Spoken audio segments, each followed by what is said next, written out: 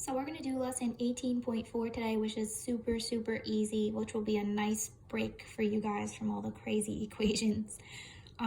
This is a lesson on how to determine, based on your solution to an equation, what type of a solution you have. Because there are equations that have what we call infinitely many solutions, and then there's also equations that just don't have any solutions at all. So we're going to be able to learn how to tell today, and that's super important for what's coming in high school. So make sure you pay special attention to this lesson. Okay, so your worksheet today is 1 through 10. So the table that they had in Go Math I felt was good enough to just give you guys. I just added one tiny little thing to it. So basically, where they're using A, it's representing a number, and B is representing a number, okay? So when you solve an equation, what we've been getting is x is equal to a number, right? That's giving us one solution. So I'm gonna just add one thing on the side here, a little column for an example or two, okay? So an example of an equation having one solution is something like just finding x is equal to 2. That's one solution. We've been dealing with that. Now what's different is the possibility of having a solution where there's actually no solution at all, or there's infinitely many solutions.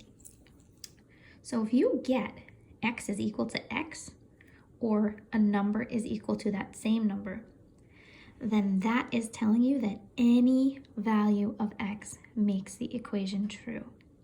So the result of that would be that there's infinitely many solutions. So what that might look like is something like this. 1 equals 1, or it could also be x equals x, or any variable, okay? So it could be the same number equal to the same number, or it could just be the x is equal to the x.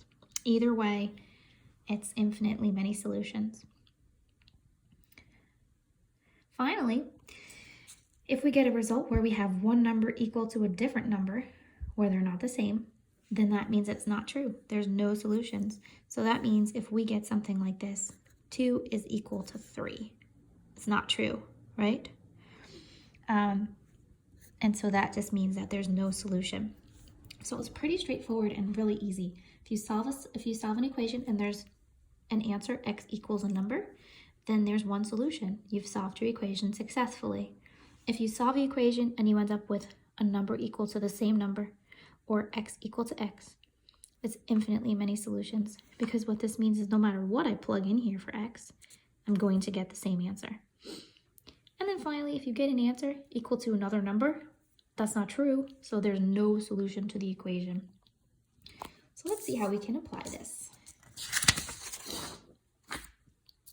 Okay, very straightforward and simple. We're going to solve each of these 3 equations. Once we've solved them, we're going to look at each solution and decide, based on the solution, what type of a solution we have. So that kind of sounded, I said a solution about 25,000 times there. So sorry, just give me 1 second. I need something to write underneath. And then we're going to go to the your turn, and you guys are going to do these ones yourself. Okay, so let's look at number 2 together. 2x plus 1 is equal to 5x minus 8. So I'm going to just rewrite it under here and solve. And I'm going to take a look at what type of an equation I have. So I'm going to solve just as usual.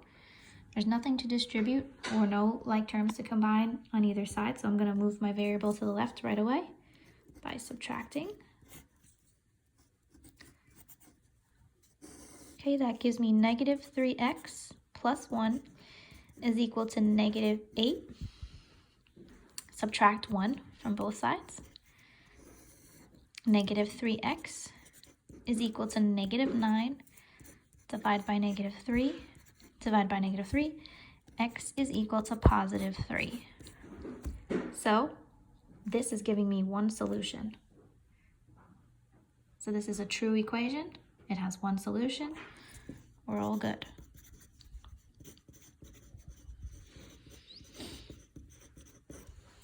Let's take a look at number 3.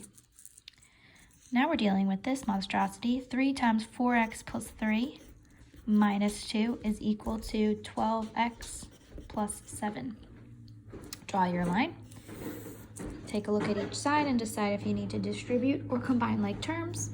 So here I need to distribute this 3. This is going to be 12x. Rewrite the plus sign. Plus 9 minus 2 is equal to 12x plus 7. I have like terms here. 9 minus 2, this is going to give me 12x plus 7 equals 12x plus 7. At this point, you can see that you have the same thing on both sides of the equal sign. So you could stop. But if you didn't want to stop, you could keep going. You can subtract your 12x from both sides. And what you'll find is that cancels. And you get 7 equals 7.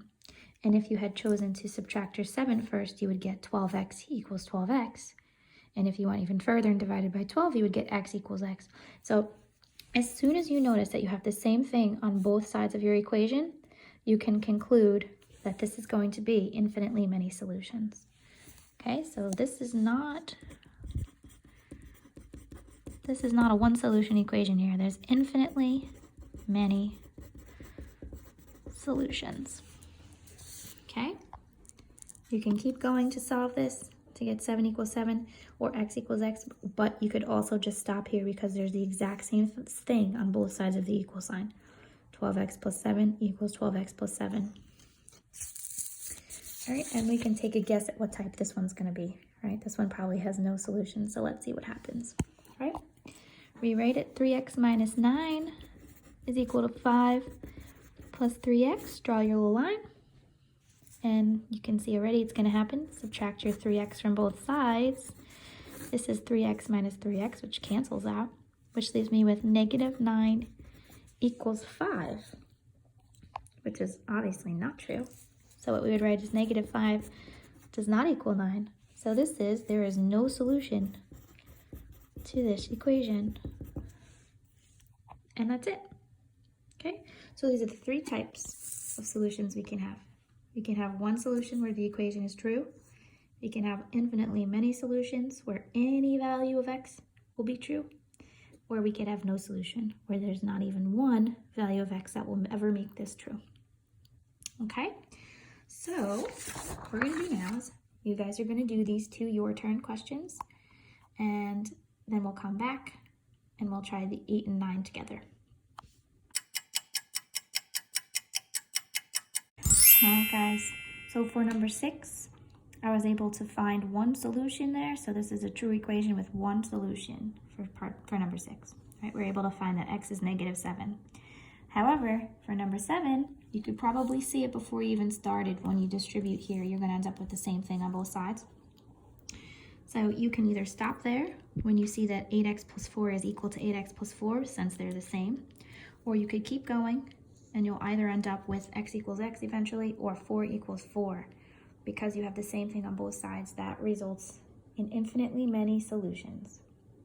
Okay, so for number 8 and 9, I decided we'll just do them together because it's a little bit tricky. They want you to fill in the blanks so that you can make this equation to either have no solution or many solutions. So we have 3x plus 1 equals 3x plus. We can literally put anything here as long as it's not 1, because maybe it's 10, we'll say, right? If I subtract 10 from both sides, if I subtract 3x from both sides, I'm gonna end up with 1 equals 10. So anything besides 1 will give us no solution here. And then to make this equation infinitely many solutions, all I have to do is make the same thing on both sides. 2x minus 4 is equal to 2x minus 4. And that's it. Okay, the most important thing is being able to state what kind of solutions you have. I wouldn't worry too much about these 2. Okay, guys, have fun with this and enjoy your weekend.